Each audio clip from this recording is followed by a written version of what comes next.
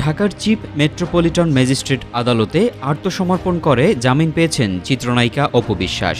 রোববার তিনি হাইকোর্টের নির্দেশ অনুযায়ী নিম্ন আদালতে আত্মসমর্পণ করেন। আদালত শুনানি শেষে জামিন দেন। এর আগে বৈষম্য বিরোধী ছাত্র আন্দোলনের সময় ভাটারা থানার হত্যাচেষ্টাকারী মামলায় চিত্রনায়িকা অপু বিশ্বাস হাইকোর্টের নির্দেশ অনুযায়ী নিম্ন আদালতে জামিননামা দাখিল করেছেন। গত বৃহস্পতিবার হাইকোর্টের আদেশ মোতাবেক ঢাকার অতিরিক্ত চিফ মেট্রোপলিটন ম্যাজিস্ট্রেট ওহিদুজ্জামানের আদালতে অপু বিশ্বাস আইনজীবীর মাধ্যমে জামিননামা দাখিল করেন। ভাটারা থানার একটি হত্যাচেষ্টা মামলায় চিত্রনায়িকা অপু বিশ্বাস গত 2 জুন হাইকোর্ট থেকে 6 সপ্তাহের আগাম জামিন পান। জামিনের মেয়াদ প্রায় শেষের দিকে।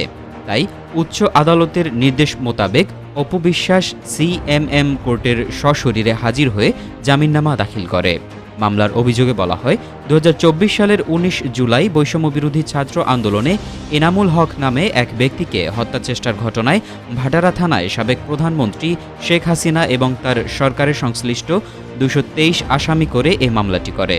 এ মামলায় অপু বিশ্বাস, আসনা হাবিব ভাবনা, নুসরাত ফারিয়া, অভিনেতা জায়েদ খান সহ 17 তারকাকে আসামি হিসেবে অভিযুক্ত করা হয়।